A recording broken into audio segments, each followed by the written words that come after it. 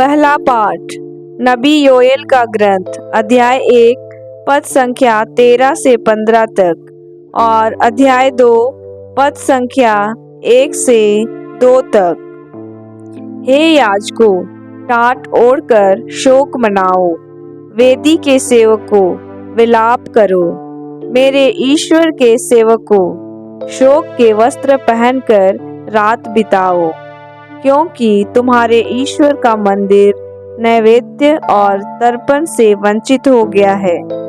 उपवास की घोषणा करो, सभा बुलाओ, बूढ़ों और देश के सभी निवासियों को अपने प्रभु ईश्वर के मंदिर में एकत्र करो और प्रभु की दुहाई दो।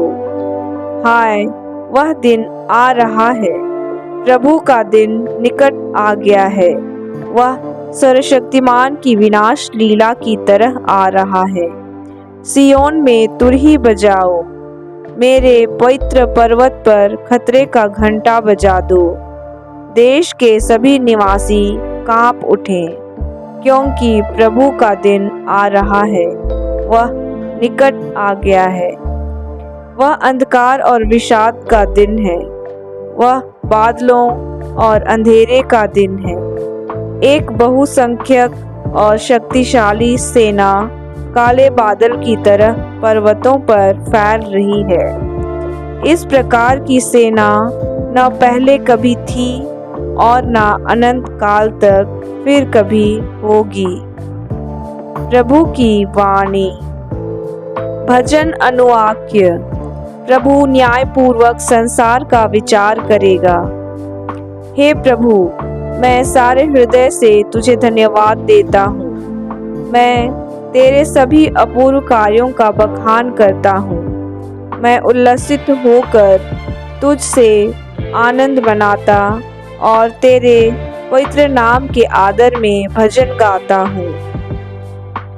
तूने राष्ट्रों को हटा दिया और दुष्टों का सर्वनाश किया। तूने सदा के लिए उनका नाम मिटा दिया है।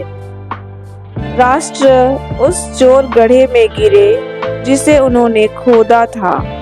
जो फंदा उन्होंने लगाया था उसी में उनके पैर फंस गए।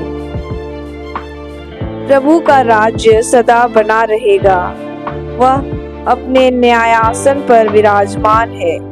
वह न्यायपूर्वक संसार का विचार करेगा, वह सच्चाई से लोगों का विचार करेगा।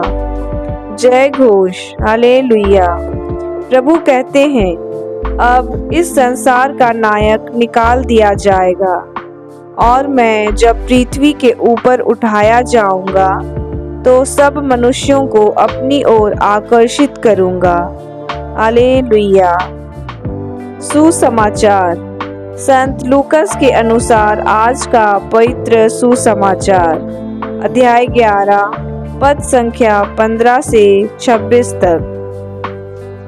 जब यीशु ने एक अवधूत निकाला था तो लोगों में से कुछ ने कहा, यह अवधूतों के नायक बेलजेबूल की सहायता से अवधूतों को निकालता है।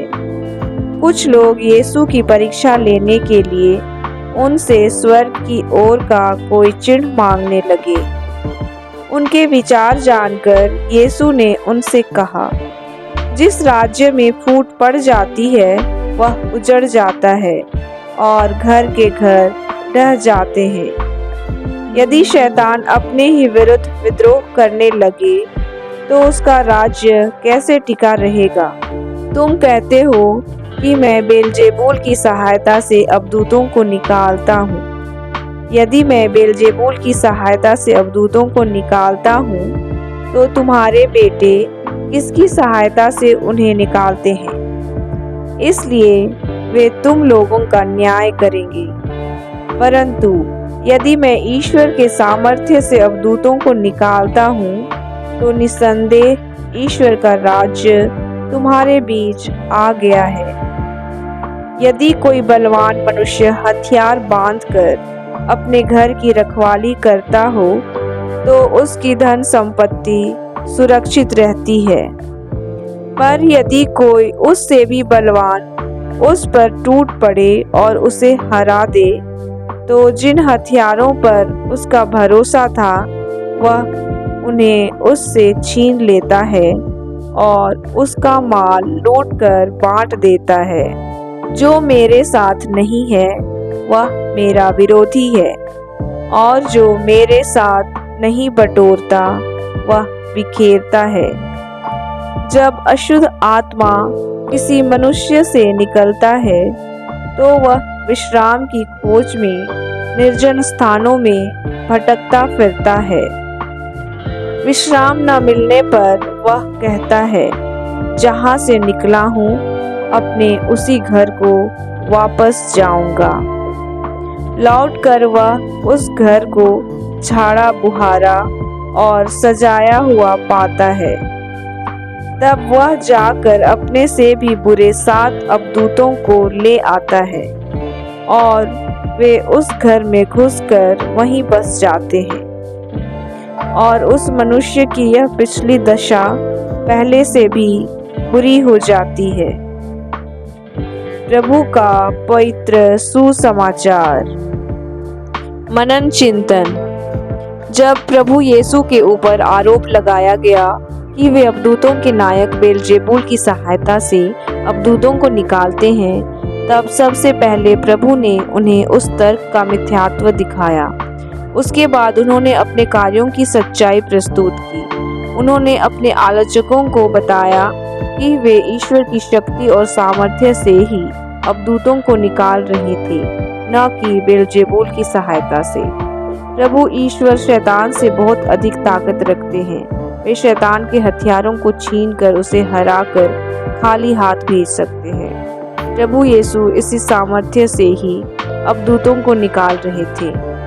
यह ईश्वर के राज्य के आगमन का प्रमाण है। इस अवसर पर प्रभु कहते हैं कि जिस व्यक्ति से अशुद्ध आत्मा निकलता है उस व्यक्ति को सतर्क रहना चाहिए, क्योंकि वह जाकर अपने से भी बुरे 7 अबदूतों को लेकर वापस उसी व्यक्ति में निवास करने के लिए आ सकता है, और उस मनुष्य की पिछली दशा पहली से भी बुरी हो सकती है।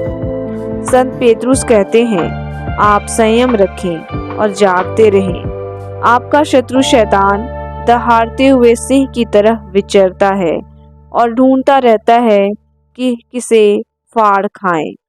आप विश्वास में दृढ़ होकर उसका सामना करें। संत पौलुस कहते हैं, आप ईश्वर के अस्त्र शस्त्र धारण करें, जिससे आप शैतान की धूर्तता का सामना करने में समर्थ हों। शैतान के प्रभाव तथा फंदों से बचे रहने के लिए हम ईश्वर से लिपटे रहें। आमीन।